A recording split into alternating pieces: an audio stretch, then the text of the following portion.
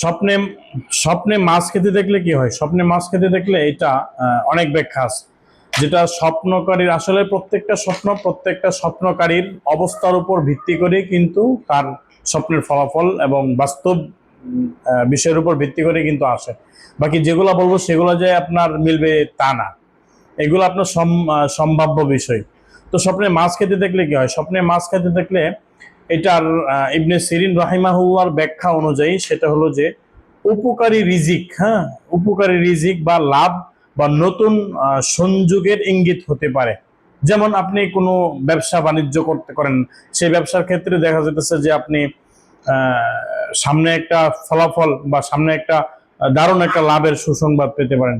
আবার অনেক ক্ষেত্রে মাছ দেখাটা অনেক বিপদের মুখোমুখি হতে পারে, যেমন অসুস্থতা হওয়ার সম্মুখীন হতে পারে, আরো ভিন্ন কিছু হতে পারে। সেটা স্বপ্নদ্রষ্টার সময় উপযোগী।